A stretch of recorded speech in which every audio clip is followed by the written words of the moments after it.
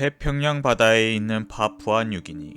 수천 년 동안 외부 문명의 손길이 닿지 않은 수백 개의 원주민 그룹이 있기로 유명합니다.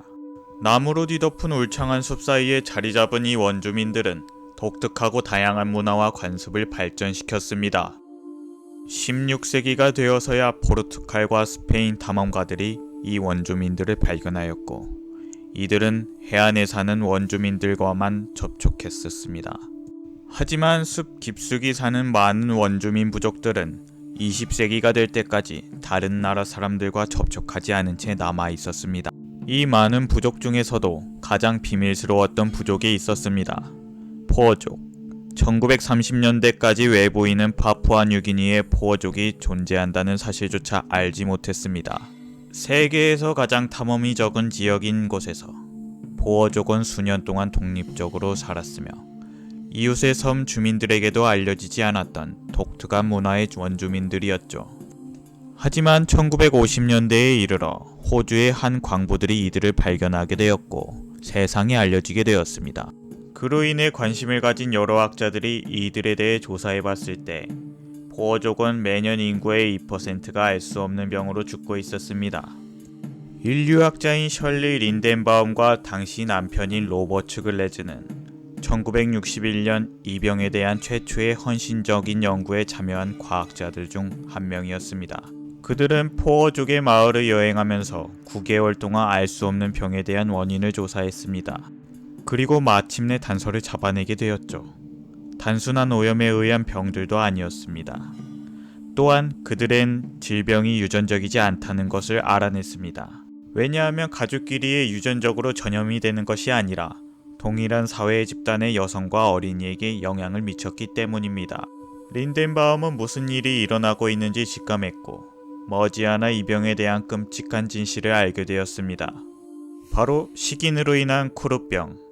포어족 언어로 공포에 떨다라는 뜻인 쿠루라는 말에서 유래되었습니다. 쿠루병은 신체를 만지고 난 후 눈과 코를 자주 비벼서 입자가 침투해 감염이 될 수도 있고, 섭취를 하는 등의 행동들이 감염 경로라고 말합니다. 뇌가 프리온이라는 단백질이 이상 증식하여 스폰지처럼 되어 알츠하이머 증상과 유사하고 정신경련을 일으키고 끝내 사망에 이르게 하는 병이죠. 흔히 광우병으로 불리는 증상과 비슷한 증상입니다. 포어족의 식인 풍습은 사랑과 슬픔의 행위를 의미했습니다. 부족마다 제사에 접근하는 방식은 달랐지만 포어족은 죽은 시신을 먹는 것이 신성한 장래의식이라고 굳게 믿었습니다. 왜냐하면 그들의 몸이 죽은 이의 영혼을 받아들일 수 있다고 생각했기 때문입니다. 그들은 쓸개를 제외하고 신체의 거의 모든 살과 장기를 먹었습니다. 결정적으로 여기에는 뇌가 포함되어 있었죠. 여성들은 때때로 뇌를 어린아이들에게 간식처럼 먹였습니다. 따라서 쿠루병의 영향을 받은 것은 대부분 여성과 어린이였습니다.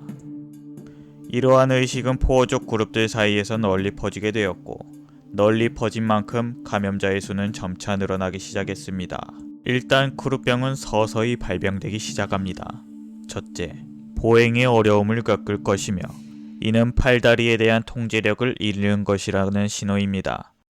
그들은 또한 감정에 대한 통제력을 잃을 것이기 때문에 사람들은 그것을 웃는 죽음이라고 불렀습니다.